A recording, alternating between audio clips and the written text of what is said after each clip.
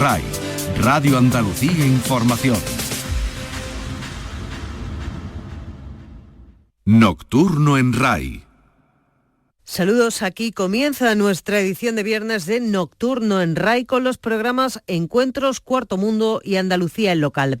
En el primero de ellos y que le ofrecemos a continuación, Araceli Limón va a entrevistar a uno de los médicos que operan con el robot Da Vinci en Andalucía, el urólogo Antonio Medina, especialista en cirugía laparoscópica y la cirugía robótica.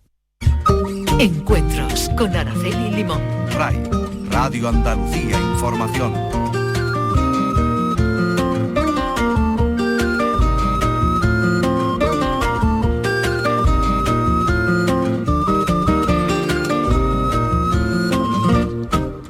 Saludos a todos. Nuestro invitado hoy en Encuentros es uno de los médicos que en Andalucía prestan sus manos y sus conocimientos para que un robot opere a sus pacientes. El robot se llama Da Vinci y nuestro protagonista, Antonio Medina. El doctor Medina forma parte del grupo urológico Saturo, es licenciado en Medicina por la Universidad de Sevilla y su tesis doctoral, que recibió el cum laude, versó sobre el desarrollo de estudios genéticos para el diagnóstico precoz del cáncer de próstata. Ha desarrollado su carrera profesional en el Hospital de Cabueñes, en Gijón, y en el Hospital de Balme de Sevilla, donde trabaja en la actualidad. Su objetivo siempre es operar a sus pacientes con técnicas mínimamente invasivas, procurando de esta forma la rápida recuperación del enfermo. Sus especialidades pues son la cirugía laparoscópica y la cirugía robótica. Es por eso por lo que opera habitualmente poniéndose al frente de uno de los robots Da Vinci que hay en Andalucía. Antonio Medina, doctor Medina, bienvenido a la radio. Muchas gracias, Araceli. Una cosa, ¿qué es el Da Vinci? El Da Vinci es a día de hoy el sistema más sofisticado para realizar intervenciones mínimamente invasivas que nos llevan a poder ofrecerles muchas ventajas a los pacientes. Es una evolución. Hace una serie de años todo se hacía mediante cirugía tradicional abierta. Posteriormente esto ha ido evolucionando hacia una cirugía mínimamente invasiva, inicialmente mediante la cirugía laparoscópica y actualmente todos los hospitales que pueden, y en mi caso los urólogos que podemos, nos vamos intentando adaptar a los nuevos tiempos mediante la cirugía robótica, que, como luego espero contarte, ofrece muchas ventajas y beneficios a los pacientes. ¿Y quién se inventó el Da Vinci? Eso es una larga historia, Araceli. A ver. El Da Vinci comenzó hace una serie de años, sí, cuando lo desarrolló inicialmente el ejército americano. La idea inicial era que sus cirujanos pudiesen operar a los soldados sin tener que desplazarse al campo donde se desarrollaba la guerra. Uh-huh. ¿Y esto cómo era posible?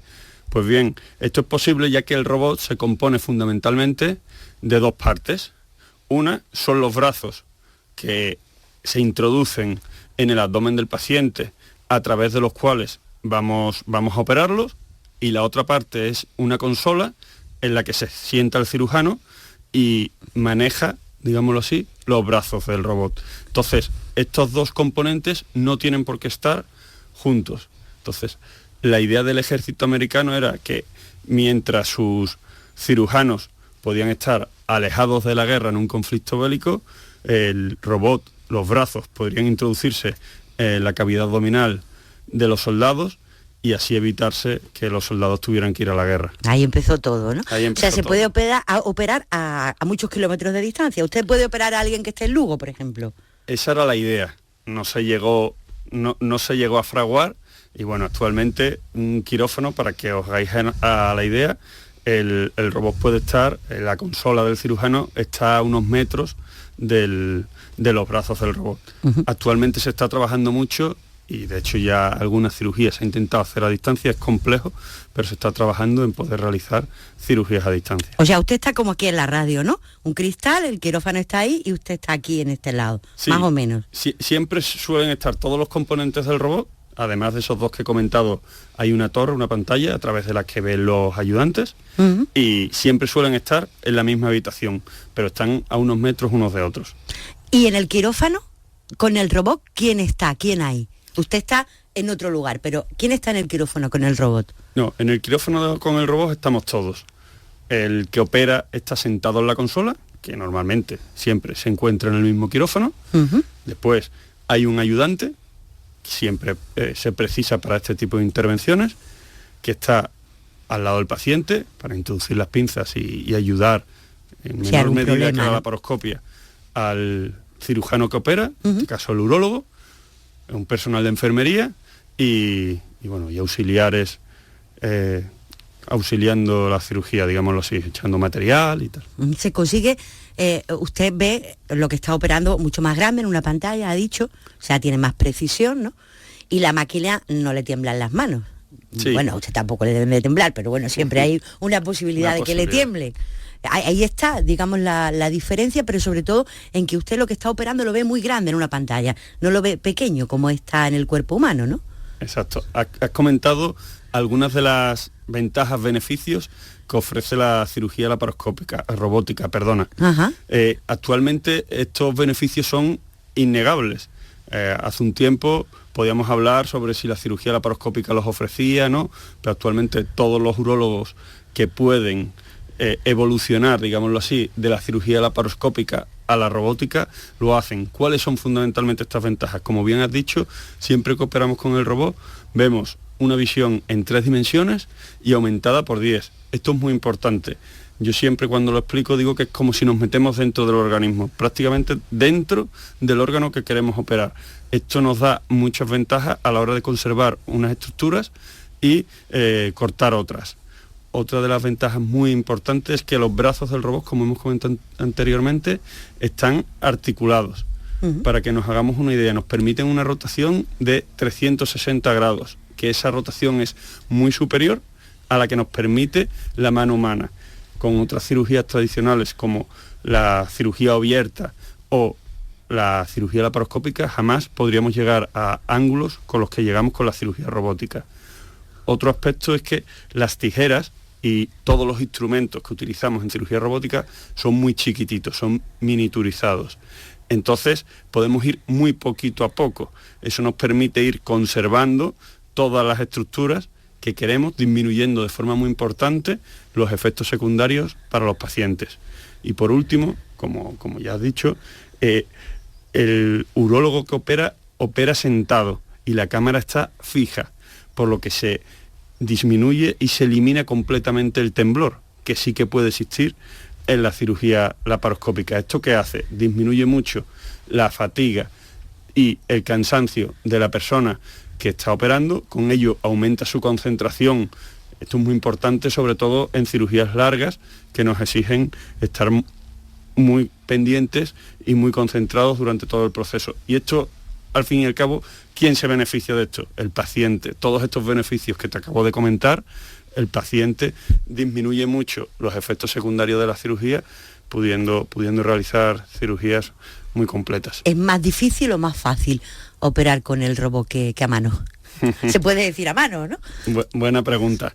Normalmente, antiguamente se operaba siempre en cirugía abierta. Yo ya cuando empecé rápidamente intenté adaptarme o empezar a hacer cirugía laparoscópica, y desde hace poquito tiempo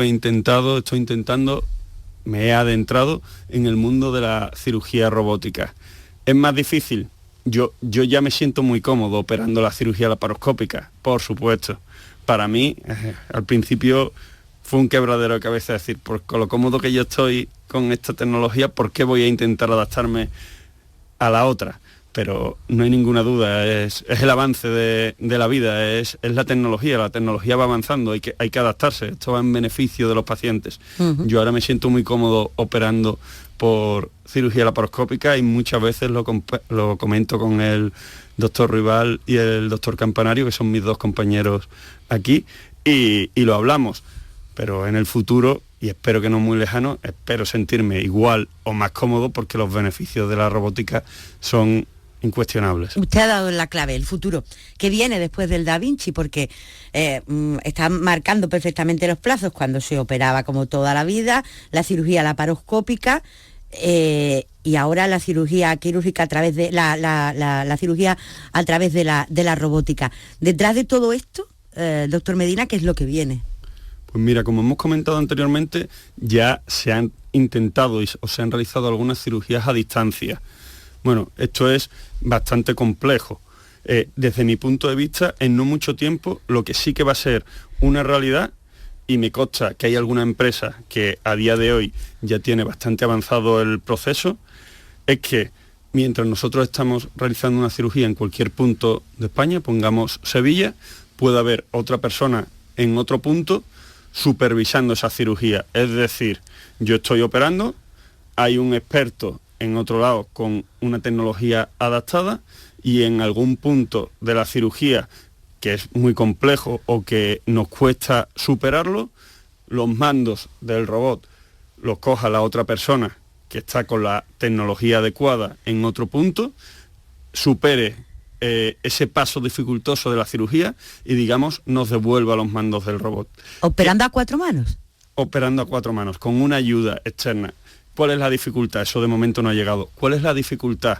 Que para eso tiene que trasladarse en tiempo real y sin ningún tipo de retraso la imagen, ¿vale? Eso es muy complejo, nada más que exista menos de un segundo, mucho menos, de retraso, ya eso no es posible. En eso es lo que se está trabajando y es lo que se está intentando lograr. Pero en breve espero que llegue, sobre todo para personas que se estén intentando iniciar en una técnica, cirugías muy complejas, que haya un experto en el otro lado que siempre te da seguridad y te pueda ayudar en ciertos pasos. Usted opera cuestiones relacionadas con la urología, pero el Da Vinci, ¿para qué se utiliza en la medicina, en la sanidad habitualmente? ¿Para hacer operaciones de qué tipo? El Da Vinci se puede utilizar para cualquier tipo de intervención en urología de las que se hace de forma tradicional.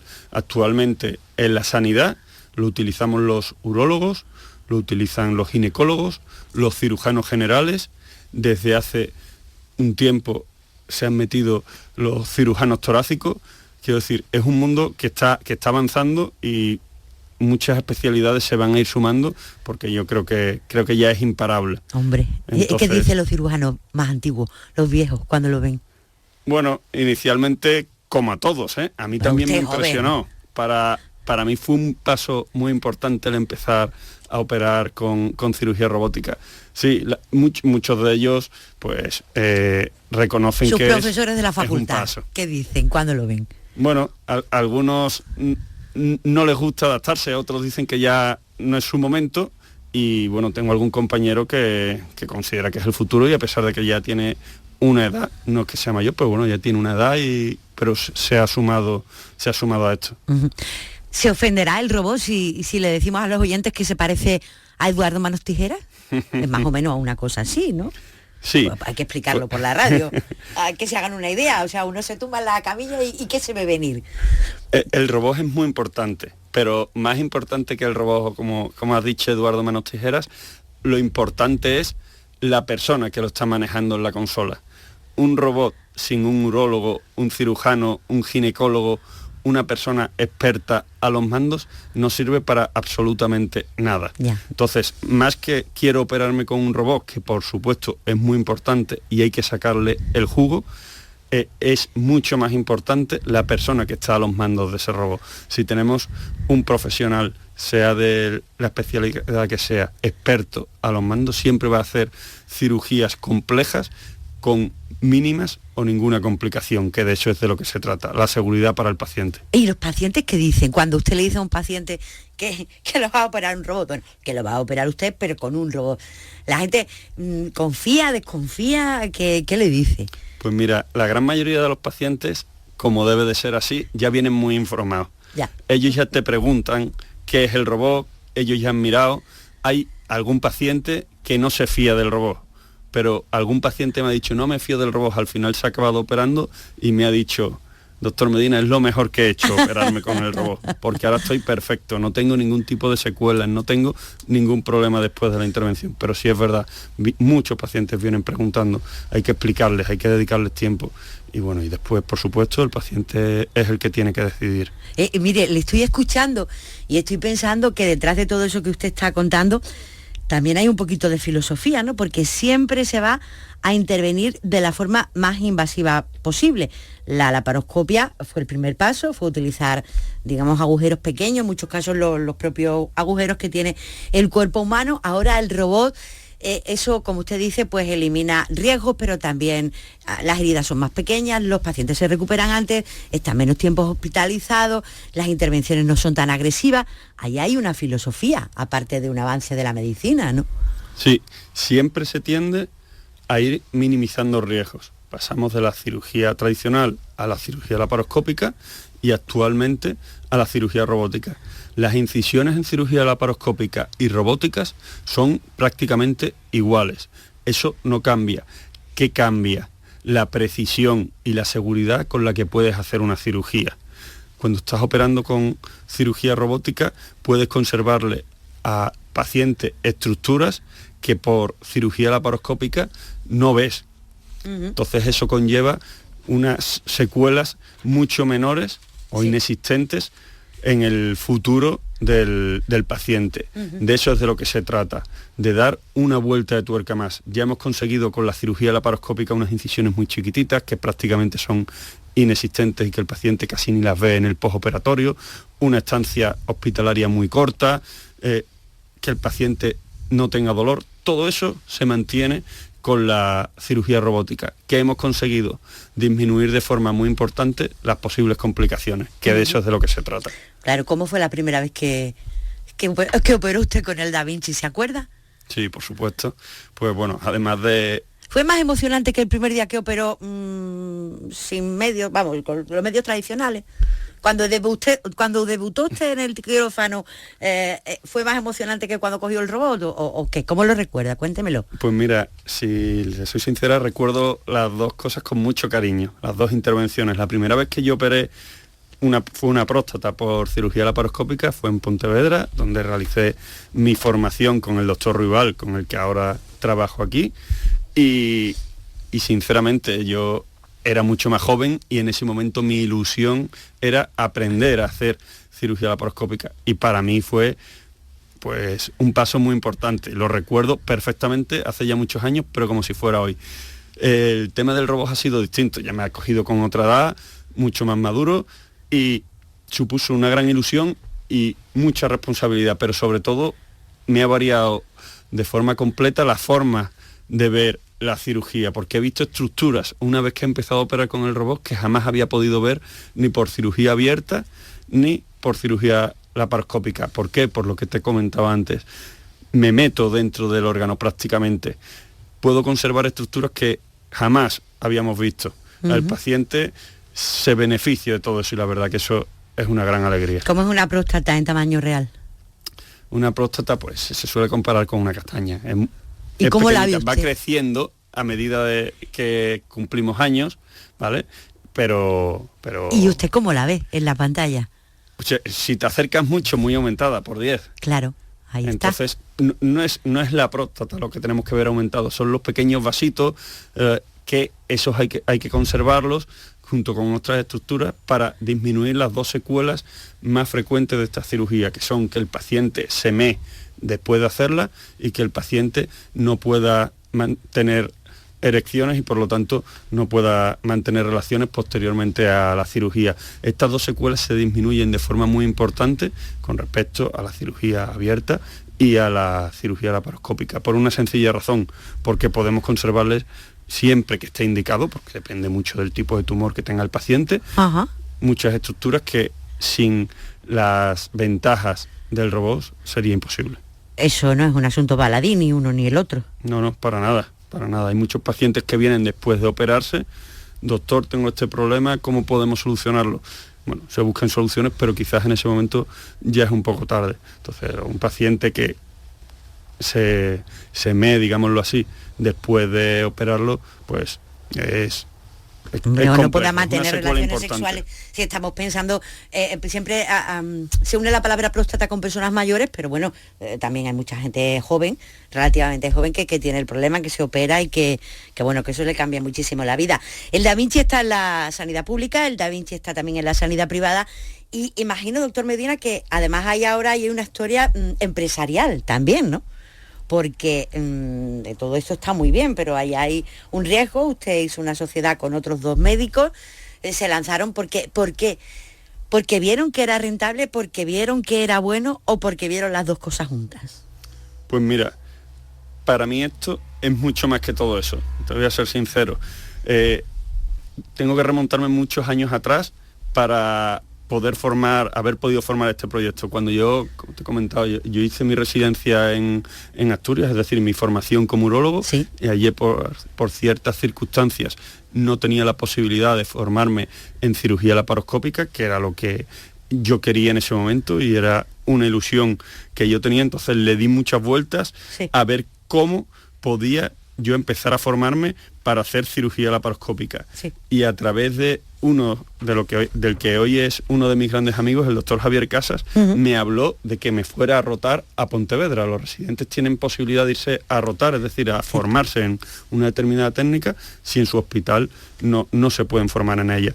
Entonces, él me comentó, yo me he formado con el doctor Manuel Ruibal, vete allí, que él, a día de hoy, esto hace muchos años, es de los mayores expertos de España en cirugía laparoscópica. Y yo pensé, estoy en Asturias, me voy a Sevilla, que es mi tierra, me voy a Andalucía, que pinto yo en Pontevedra.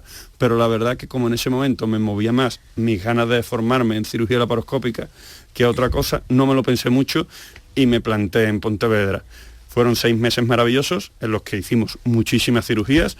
Empecé a formarme, lógicamente, durante esos 6 meses no te terminas de formar, pero me dieron gran parte de la formación que tengo a día de hoy. Mucha de ella se la debo al doctor Manuel Ruibal. A partir de ese momento empezó a crearse una gran amistad. Todos los años iba un par de veces a Pontevedra a seguir actualizándome en diversas técnicas con él. Él posteriormente, cuando ya había llegado a la cima, digámoslo así, estaba muy, muy cómodo haciendo cirugía laparoscópica, decidió empezar con la cirugía robótica cuando en España prácticamente nadie la hacía y llegó un momento en mi vida, hace 3 años aproximadamente, que tuve que tomar una decisión. Se dieron las circunstancias oportunas para poder venirme aquí a Sevilla, desde Asturias, que como digo, he desarrollado allí gran parte de mi carrera profesional, y un día hablando con Manuel Ruibal, dijimos, oye, montamos un robot en Sevilla. Claro, para mí, yo pensé, esto es maravilloso. Posteriormente se unió con nosotros el doctor Rubén Campanario, con el que trabajo codo a codo diariamente aquí en Sevilla. Es un excelente urólogo, está actualizado en todas las técnicas mínimamente invasivas, como es nuestra filosofía.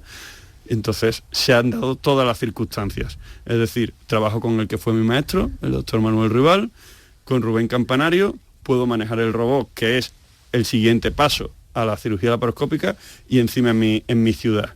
Claro, cuando dijimos de meternos en un robot en el mundo privado, dijimos, estamos un poco locos, pero era una ilusión que teníamos de poder trabajar con una persona que es experta a nivel nacional en este tema, sí, y por ese motivo hemos decidido lanzarnos. ¿Cuál es la finalidad de todo esto? Unir la máxima tecnología que hay a día de hoy para realizar intervenciones, como es el robot Da Vinci, y poder trabajar, poder realizar estas cirugías con un cirujano que tiene muchísima experiencia en cirugía robótica. Para que nos hagamos una idea, el Grupo Suturo, que somos nosotros, hemos hecho entre 700 y 800 cirugías con el robot. Eso son muchas, todas cirugías complejas, y que bueno, lo que peleamos es por intentar darle una calidad asistencial buena a nuestros pacientes, y esa es la ilusión, y por eso estamos peleando. El señor Da Vinci, que es así como le vamos a llamar al robot, ustedes lo tienen aquí en Sevilla, en el Hospital Vitas. Hay otro, creo que también en Virgen del Rocío, pero usted trabaja en Valme, sí, en el Hospital de Valme, y también trabaja por la tarde en Vitas y en el robot. Estoy pensando, doctor, estoy escuchándole, o sea, usted, digamos, está ahora mismo con las 2 técnicas, ¿no? Usted hay veces que opera con el robot y a veces que opera por cirugía laparoscópica, o incluso, como tradicionalmente, a veces también hay que operar, imagino, ¿no? Abriendo, o ya no. Bueno, hay urólogos que, por supuesto, sí que lo siguen haciendo, diversas técnicas, pero la verdad que nosotros, ya prácticamente el 100% de las cirugías, tanto en el Hospital de Valme, que se hace por cirugía laparoscópica, como nosotros en el Grupo Suturo, las hacemos todas por mínima invasión. Siempre hay posibilidades, si hay que tener que hacerlo por cirugía tradicional, se hace, pero normalmente, y ya digo, prácticamente el 100% son por cirugía robótica o laparoscópica. Y efectivamente, mi actividad profesional es en Valme y allí hago cirugía laparoscópica, con la cual me siento muy cómodo. No tenemos, desgraciadamente, el robot. Ojalá lo tengamos en un futuro. Sí. No sé si cercano o lejano. Y por las tardes, pues sí que dispongo de él en la actividad privada. Y como antes he dicho, tanto el doctor Campanario y yo estamos muy contentos, ilusionados de seguir pudiendo formarnos y poder desarrollar esta cirugía con el doctor Ruibal, que es un experto a nivel nacional, y que eso nos lleva a una actualización prácticamente diaria en nuestra formación. ¿Quién es más listo, usted o el que se inventó el robot? Pues el que se inventó el robot, mucho más. Dicen ustedes en la documentación, que me la he leído, que es muy importante destacar que el robot no opera solo. Y yo pienso, faltaría más. Si no hubiera un buen médico detrás del robot, el robot no serviría para nada. ¿Se pasan malos ratos con el robot o se entiende usted bien con él? Siempre cuando se opera hay posibilidad de pasar malos ratos, por supuesto, sí. Pero para eso siempre estamos actualizándonos e intentando ofrecerle al paciente lo mejor que hay en cada momento, sí. No solo con el robot. Para operar las próstatas benignas, un láser última generación, el láser Olmium, también se lo ofrecemos a nuestros pacientes. Intentamos adaptarnos a todo. El doctor Campanario es uno de los mayores expertos en láser Olmium de Andalucía y los pacientes están muy contentos. En este sentido, lo que marca todo es la máxima tecnología, ya sea el robot, el láser Olmium, con la experiencia del cirujano. No concibo nadie que se pueda operar con el robot con alguien que no sepa manejarlo, porque entonces el fracaso es seguro. Lo que hay que unir, como ya hemos comentado anteriormente, es experiencia con máxima tecnología.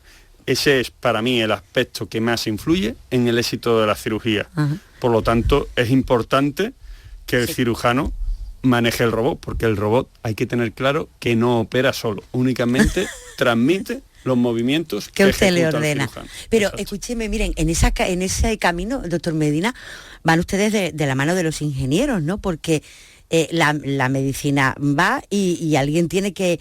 Imagínese que usted piensa un día operando que el robot necesitaría o podría tener una mejora técnica. Siempre necesitará un ingeniero que vaya traduciendo lo que usted va pensando o la experiencia que usted va teniendo. Se da cada vez más en el mundo de la ciencia e incluso también de la filosofía, que digamos, los profesionales de distintos ramos tienen que ir de la mano. Eso es bueno, eso siempre nos lleva a buen camino, ¿no? Por supuesto, una formación constante, eso siempre tiene que ser así. Hay muchos proyectos, inclusive de nuevos robots, el Da Vinci, que lo comercializa Intuitive, me consta que están siempre intentando modernizarse y adaptarse. Han sacado ya varias generaciones de robots, siempre intentando mejorar. No tiene por qué ser uno mejor que otro, pero siempre están intentando darle unas mejoras, adaptarse un poco a las necesidades del clínico o a más beneficios que le pueda aportar al paciente. Escuchando a los médicos, siempre, los ingenieros escuchando a los médicos. Leo en la documentación cosas que ustedes hacen. Doctor, ¿qué es el dolor pélvico crónico? ¿Eso qué es lo que es y por qué pasa? Es una gran pregunta. ¿Eso qué es? ¿Qué enfermedad es esa? Eso es una patología que incapacita de forma muy importante la vida de muchos pacientes. Desgraciadamente, a día de hoy, aunque es una patología muy, muy, muy frecuente, es muy desconocida, por ello es muy compleja de diagnosticar y, como digo, muchos pacientes la sufren. Yo ahora actualmente, tanto el doctor Campanario como yo, gracias al doctor Ruibal, desde hace mucho tiempo, nos hemos actualizado mucho en este tema y vienen muchos pacientes de toda España que llevan años sufriendo dolor pélvico crónico, un poco así se denomina, y desesperados. Es un dolor incapacitante, tanto en la zona de la uretra, vagina, periné y recto, que les altera de forma muy, muy, muy importante su calidad de vida. Tiene un proceso, siempre, como todo en medicina, hay que ir de lo menos invasivo a lo más invasivo. Inicialmente estos pacientes hay que intentar un tratamiento con fisioterapia específica del suelo pélvico, tiene que ser un fisioterapeuta con mucha experiencia en esta zona. Sí. Son pacientes que vienen con mucho dolor, muchos de ellos no han mejorado con ningún tipo de analgesia, se han operado de otras patologías pensando que era de eso sin mejoría. Posteriormente a eso, una vez que tenemos el diagnóstico claro, hay que realizar una infiltración del nervio y en nuestro caso tenemos mucha experiencia en la intervención. Llevamos hechos 90, 100 casos, que son muchos para esta patología. El problema es que no todos mejoran, pero sí que es verdad que mejoran un gran número de pacientes. Aproximadamente entre el 60 y el 70% de los pacientes mejoran. ¿Pero esa qué enfermedad es? Es una enfermedad que se denomina dolor pélvico crónico. ¿Y por qué pasa? No se sabe. A día de hoy no se sabe el motivo por el que pasa. Es una enfermedad muy desconocida. Suele pasarle a personas que han montado mucho en bicicleta, que han hecho un deporte, digamos, muy intenso. Predominan mujeres más que en hombres. Algunos pacientes intentando hacerle muchas preguntas y navegar en su historia, tienen un miembro inferior un poquito más corto que otro. Sí. Mujeres que se han puesto tacones altos durante mucho tiempo, algún traumatismo pélvico. El diagnóstico es tan complejo de hacer que no hay ninguna prueba que te dé el diagnóstico. Se basa en una anamnesis, es decir, hablar mucho con el paciente y en hacer una exploración muy rigurosa. Ajá.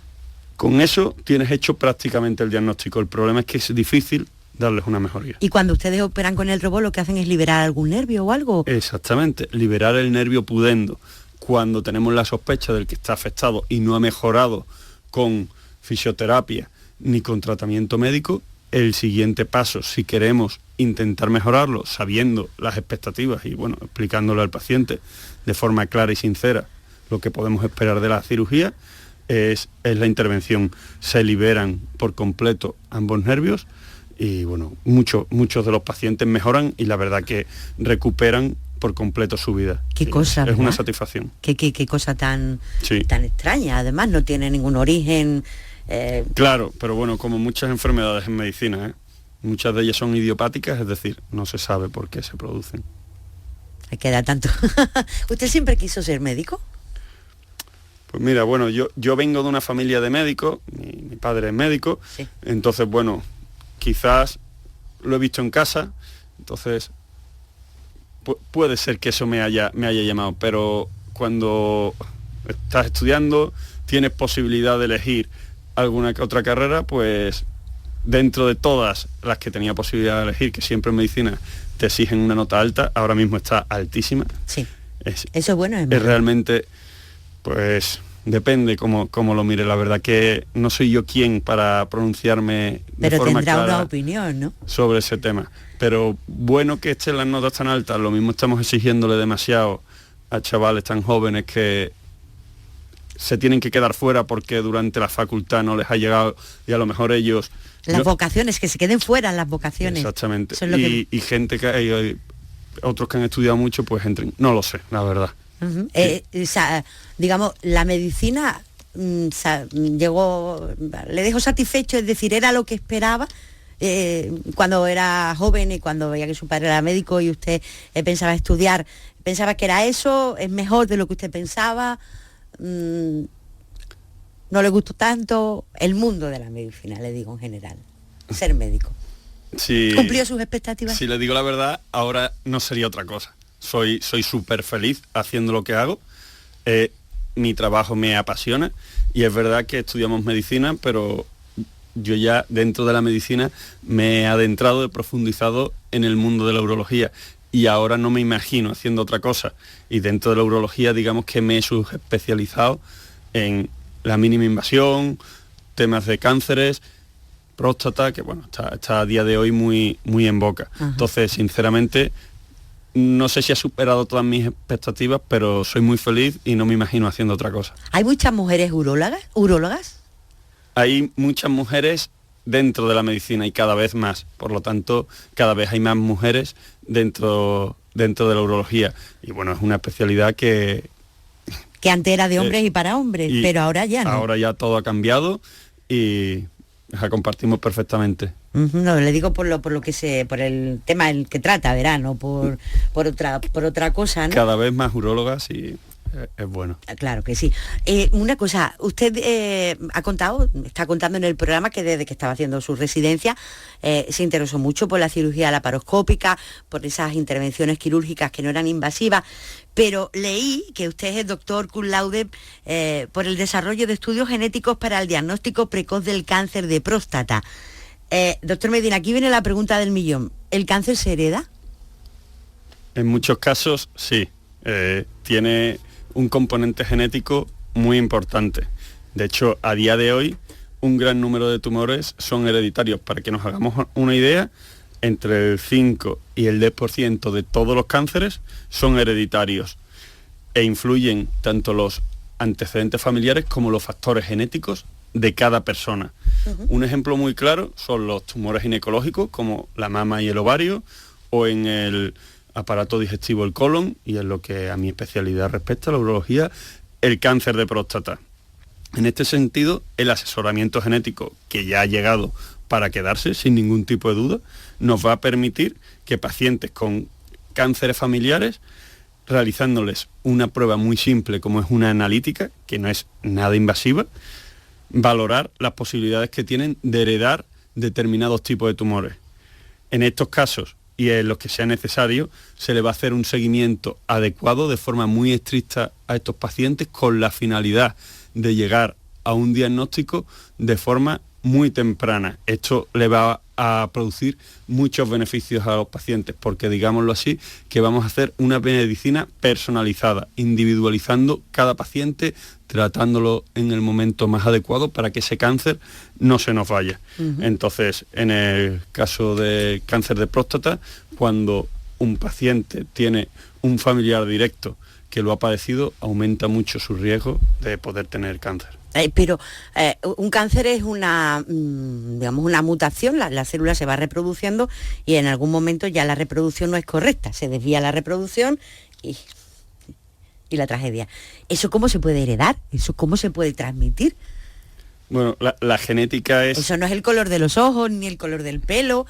O sea, nuestro cuerpo ahora mismo está creando células, ¿no? El suyo, el mío, el del operador de sonido, y en algún momento esa creación de células hace un error y se produce el cáncer. ¿Y eso cómo vienen los genes, doctor? La genética, como iba diciendo, es muy compleja y, como ya digo, influyen mucho los antecedentes familiares y los factores genéticos de cada persona. Es decir, un padre tiene cáncer de próstata, sí, y un tío, y hay dos hermanos. Uno lo hereda y otro no. En eso es en lo que se está investigando ahora y por eso se está desarrollando de forma muy importante.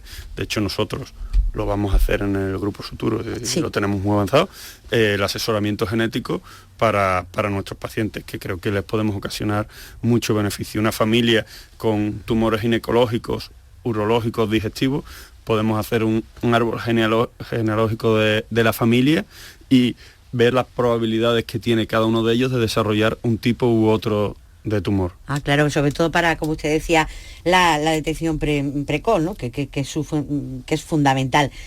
Doctor, me gustaría que echara la vista atrás y recordara un poquito cómo han sido estos meses que hemos pasado con el COVID. Eso sí que en la facultad no se lo esperaban, ni se lo explicaban, ni usted lo pensaba, vamos, no lo pensaba nadie, quiero decir, pero para eso sí que en la facultad no dieron clase, ¿verdad? No, la verdad es que no. El COVID no solo ha estado en la medicina, la verdad es que nos ha afectado a todos mucho, nos ha puesto patas arriba a todos, sin excepción, en nuestras vidas. Nos despertamos un día y vimos que nuestras vidas se habían transformado. La verdad que dentro de la medicina puede ser que especialmente, únicamente por la elevada carga asistencial a la que nos hemos visto sometidos en los hospitales. Por mi especialidad, a decir verdad, digamos que hemos estado alejados de la primera línea de batalla. Por eso, desde aquí me gustaría agradecer a mis compañeros que han estado en la primera línea y han peleado mucho para salir de esta situación, como pueden ser compañeros de urgencias, de la UCI, enfermeros, auxiliares, celadores y otros muchos que se me pueden escapar, que son los que realmente han peleado con ayuda, intentándolo entre todos, salir de esta situación. Otras especialidades como la mía, urología y otras, ¿en qué nos ha afectado fundamentalmente el COVID dentro de la medicina?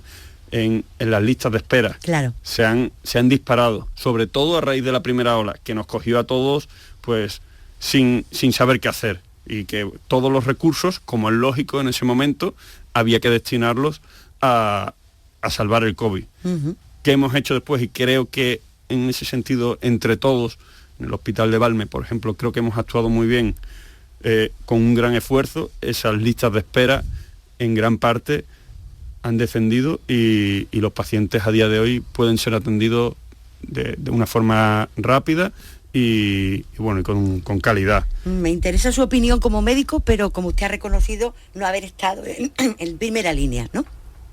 Creo que eso le da otra perspectiva diferente y muy interesante. ¿Usted en algún momento o cuándo piensa, ¿esto qué es, no? ¿Por dónde llega? ¿Qué es esto? ¿Cuáles son las primeras noticias que recibe cuando ve la gravedad del asunto? O sea, ¿cómo se lo ve usted venir? Me gustaría que lo intentara recordar y que me lo contara. Lo he hablado muchas veces con amigos, familia, con mi mujer. El día concreto lo recuerdo perfectamente. ¿Sí? Estaba en el hospital y ya se olía, claro, se palpaba el miedo de todos en ese momento, yo incluido. Actualmente, desde hace un tiempo, estamos todos mucho más tranquilos, relajados, entiéndaseme bien la palabra, sí. Relajados, pero en ese momento se palpaba el miedo, se palpaba la tensión. Un día yo estaba en quirófano, operando, y lo único que pensaba, vamos a terminar, vamos a hacer las cosas bien, me voy a casa y hasta mañana que vuelva al hospital, pero de aquí no salgo, ¿sabes? Uh-huh. Y no sé, ¿qué sensación tenía? O sea, ¿usted llegó a pensar en algún momento de esta no salimos? ¿Esto es el final? No. Yo personalmente no. Como digo, quizás mi opinión en este sentido no es la más válida porque no he estado en primera línea. De esto no salimos a nivel global, todos. ¿Se llegará a tiempo la vacuna? Esas preguntas que nos hacíamos por aquel entonces, es que cuesta trabajo recordar lo que fue marzo, aquel mes de marzo, aquel mes de abril, pero en algún momento llegaba la desesperanza, la desconfianza de que la solución llegara a tiempo, ¿no? Que luego llegó casi milagrosamente, porque una vacuna en un año es lo más cercano a un milagro. Ese mes de marzo fue muy duro para todos, pero bueno, para los profesionales sanitarios quizás, especialmente por, como digo, la carga asistencial y todo lo que se vivió en los hospitales, pero bueno, para los niños que no pudieron ir al colegio, las familias que vieron alteradas completamente su vida. Y en cuanto a eso, una enseñanza que podemos sacar después de todo lo que hemos sufrido con el COVID es que todos, sin excepción, somos muy vulnerables, que debemos intentar disfrutar el día a día y de las pequeñas cosas. Por lo menos yo intento hacer eso. En cuanto a lo que has comentado de las vacunas, a mí también me ha dado mucho ese tema de pensar. Entonces, como con el COVID hemos visto que es posible realizar una rápida investigación, es decir, tener una vacuna en un plazo que todos pensábamos que no se iba a lograr, un plazo muy breve de tiempo, yo con anterioridad a esto estaba convencido de que la investigación es la base para todo. A día de hoy, mucho más. Sin la investigación no hay futuro. La investigación es la base para que una sociedad pueda avanzar y progresar. Así que ojalá, a ver si aprendemos. A partir de ahora, no sé si existirá la curación para determinados tipos de tumores, pero a ver si existe la cronificación de muchos de ellos, muchas enfermedades degenerativas y otras tantas enfermedades que hacen sufrir a tantos pacientes y a tantas familias. Entonces, yo creo que debemos aprender de todo esto y que el COVID, a pesar de todo lo mal que lo hemos pasado, lo hemos tenido que vivir y sea una enseñanza para todos. ¿Por qué es tan difícil curar el cáncer, doctor? ¿Por qué piensa usted? Lo has dicho antes, Araceli, muta. Cuando creemos que el COVID también lo hemos curado, por eso se siguen investigando vacunas. Cuando tengamos la vacuna, a lo mejor contra una cepa, a lo mejor aparecerá otra, pero lo que hay que tratar es de que esa nueva cepa, como la gripe, no nos afecte a nuestra vida y digamos que cada vez haya menos pacientes que mueran o que lo pasen mal con el COVID. Según estoy entendiendo, en el caso del cáncer es que cada uno tiene un cáncer, su cáncer, ¿no? Podemos decir que sí, cada cáncer es distinto. Todas las personas, no hay dos cánceres iguales. Ni reaccionan dos cuerpos igual. Y cada cuerpo reacciona de determinada manera. Por ejemplo, el cáncer de próstata. Yo diagnostico a un paciente de cáncer de próstata, pero después hay que ponerle un apellido a ese tumor. Inicialmente se lo ponemos a realizar la biopsia que nos da el diagnóstico, sí, pero el último apellido se lo ponemos una vez que lo operamos, quitamos la próstata al completo y la analizamos. Ese es el que da el apellido. Entonces, cada paciente tiene su tipo de cáncer de próstata. Ahora dicen que la quimio se va a acabar en algunas especialidades, como el cáncer de mama. Leí el otro día por un tratamiento personalizado y dirigido a cada paciente, a cada enfermo. Quizás ahí está la clave de todo. Intentábamos buscar una solución para el cáncer global y esa parece que no va a llegar, ¿no? Esto es como lo que hemos estado antes hablando de la genética. Se trata de ofrecerle a cada paciente un tratamiento individualizado, el mejor para él, tenerlo lo mejor estudiado posible y ver cuál es el tratamiento que más beneficios le puede otorgar. Ajá. Seguramente hay alguien que esté escuchando, doctor Medina, y esté pensando en algo, lo que yo estoy pensando ahora mismo. Hay que ver lo que avanza, las cosas por algún sitio y lo poco que avanzan por otra. O sea, se ha hecho un robot que opera. Usted opera con un robot. Y otras cosas parece que están como enquistadas, ¿no? Como que no. ¿Eso de qué depende? ¿De la suerte? ¿De lo que se invierta? ¿De qué depende? Que por unos sitios la medicina vaya tan rápido. Hay que ver lo que han cambiado las operaciones de corazón, ¿eh? Lo que era eso antes y lo que es.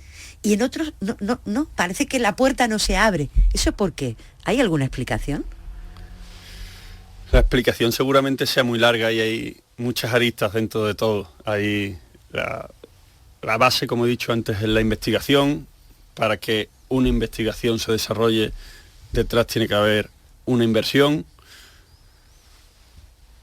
Muchas mentes dedicadas a eso, ¿no? Personas, sí, que empujen, digámoslo así, sí, en un determinado camino y bueno, centren sus esfuerzos en... es complejo. Lo que ha ocurrido con el COVID, todos a una hasta que encontremos la vacuna. Ahí tenemos el mejor ejemplo. Uh-huh. ¿Qué hace usted en su tiempo libre? ¿Qué le gusta hacer? Pues soy una persona muy sencilla. Lo que más me gusta, sin ninguna duda, es estar con mi familia, con mi mujer y con mi hija, que es muy chiquitita. Así que a día de hoy trabajo mucho, pero todo el tiempo libre o todo el tiempo que puedo, en cuanto salgo a trabajar, se lo dedico a ellas. ¿Le gustaría que fuera médico, su hija? Me gustaría que ella eligiera por sí misma la profesión que más le guste, porque lo más importante es que ella sea feliz. Así que ella de momento es muy pequeñita, pero ya irá eligiendo poquito a poco lo que más le guste. Usted contaba al principio que cuando opera con ese robot, con el Da Vinci, en el Hospital Vitas en Sevilla, es como una consola, ¿no? En su tiempo libre no jugará usted a la Play, ¿no?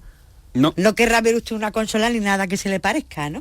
La verdad es que no. Yo, además, bueno, todos los chavales de jóvenes siempre nos ha gustado jugar a las consolas, pero yo era más de hacer deporte y de estar al aire libre. Porque las consolas iban a llegar a su vida de otra manera. Llegarían como han llegado. Iban a llegar de otra manera, doctor, por el trabajo y por esas cosas. ¿Cuánto tiempo suele durar una intervención con el robot, en este caso, que es lo que nos ocupa la conversación? ¿Cuánto tiempo está usted ahí? Varía mucho, dependiendo de un tipo de intervención u otra. En pacientes a los que hay que conservarle todas las estructuras para intentar conservar sobre todo la erección, sí, son cirugías que nos lleva tiempo, sobre todo la conservación. Date cuenta que vamos vasito a vasito, milímetro a milímetro. Lo importante no es lo larga o lo corta que sea esa cirugía, que suelen ser entre 2 horas, 2 horas y media, 3 horas máximo. Pero lo importante es lo minucioso que se sea y la conservación que se haga de esos nervios y esos vasos, porque de eso va a depender un poco las secuelas postoperatorias que va a tener el paciente. ¿Usted tiene mucha paciencia o se la dio la medicina? Yo creo que con la medicina quizás a lo mejor soy más paciente que en mi día a día, porque está claro que los pacientes se merecen paciencia, pero sí hay que tener paciencia en la vida. Sobre todo minucioso, ¿no? Es que si vas rápido o quieres correr, no vas a hacer una buena intervención. Entonces hay que ir paso a paso. Hay pasos que para nosotros, ya lo hemos hecho muchas veces, no hay que conservar nada, pues se puede ir un poquito más rápido, pero en los pasos claves hay que ir de forma muy lenta, muy minuciosa. Como le dije antes, los instrumentos del robot son muy chiquititos, 2-3 milímetros, y nos permite ir muy poquito a poco en las zonas que nosotros queremos ir muy poco a poco. Es verdad que los médicos, cuando están en el quirófano, piden pinzas, gasas. El robot no las pide, ¿no? No me lo imagino yo diciendo pinzas, gasas, ¿no? Él lo lleva todo. Cuando empieza a operar lo lleva todo, como no se ría y cuéntamelo. No. Cuéntemelo. El robot tiene 4 brazos. Sí. Uno para la cámara, que también la maneja el cirujano que está en la consola. Sí. Y 3 brazos. Todos ellos los maneja el cirujano, ¿vale? Además hay un ayudante que lo ayuda por un puerto más, ¿vale? Y él es el encargado de cuando hay que cambiar una pinza por otra, cambiarla. Si hay que meter alguna sutura, por ejemplo, cuando operamos a un paciente de próstata, la quitamos, hay que unir la uretra con la vejiga. Sí. Ahí hay que hacer una sutura que hace el urólogo que está operando, pues esa sutura la introduce a través del trocar accesorio, el ayudante. Pero normalmente hay pocos cambios de pinza. Normalmente con las 3 pinzas que tiene el cirujano dentro y alguna otra que hay que cambiar, se hace la cirugía perfectamente. Y sutura el robot también. Sutura el robot, pero siempre con un cirujano que es el que transmite las órdenes y es el que tiene la experiencia. Si opera un cirujano sin experiencia, no es capaz de hacer una sutura. Ya me lo imagino, claro. O sea, pero la deja completa, o sea, completa, termina todo totalmente. Le limpian ustedes el sudor y lo dejan descansar. Doctor Medina, Antonio Medina, ha sido un placer hablar con usted, ha sido un placer también que nos acerque de una forma tan didáctica y con tan buen humor a eso que hemos dado en llamar, bueno, pues un avance sin duda importantísimo de la medicina, que ustedes operen con un robot, en este caso con el robot Da Vinci, aquí en Sevilla, en su caso concreto, a través del Grupo Suturo y en el Hospital Vita Sevilla. Pues larga vida al robot, que usted quiere que le diga, y que lleguen cosas mucho más modernas. Pero la verdad es que ahora mismo la imaginación, aparte de mejorar el robot, no se me ocurre qué puede venir detrás. Nada más, porque la inteligencia artificial también. La inteligencia artificial, que no la hemos comentado, pero bueno. Es verdad, la hemos dejado atrás, sí. La inteligencia artificial, yo creo que ha llegado para quedarse al mundo de la medicina. ¿A usted cómo le ayuda? En concreto. Mira, yo cuando me preguntan por la inteligencia artificial, siempre la intento comparar con un avión y un piloto.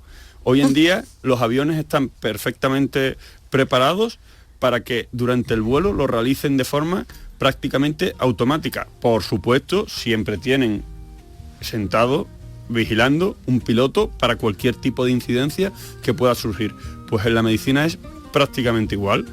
A día de hoy, gracias a la inteligencia artificial, se le pueden introducir unos algoritmos clínicos a un programa. Ajá. En el que se introducen miles de datos, últimas guías clínicas, últimas recomendaciones, últimos ensayos, y cuando te llega el paciente a la consulta, introduces una serie de datos claves del paciente, y esta inteligencia artificial no está para sustituir al clínico, está para ayudarlo. Entonces, ella nos orienta sobre el diagnóstico y el mejor tratamiento que le podríamos dar a un determinado paciente.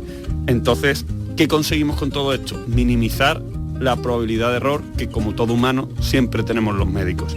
Entonces, esto hay que tener en cuenta, que siempre está ahí el médico para tomar la última decisión, pero nos ayuda mucho. Y el objetivo de la inteligencia artificial en la medicina es, sin ninguna duda, mejorar la salud de la población, ofreciendo la máxima calidad asistencial y aumentando la seguridad de nuestros pacientes. Es bueno, siempre detrás de un robot que opera está el cirujano, siempre detrás del ordenador hay un médico que mete los datos y no nos olvidamos que hay también un ingeniero que es el que ha hecho la máquina. Siempre el hombre por detrás de la máquina y nunca la máquina por encima del hombre. Antonio Medina, doctor Medina, le decía antes, ha sido un placer acercarnos a ese mundo que no es fácil ni complicado, con sus ganas de explicar y también con su buen humor. Gracias. Muchas gracias, un placer. Encuentros con Araceli Limón.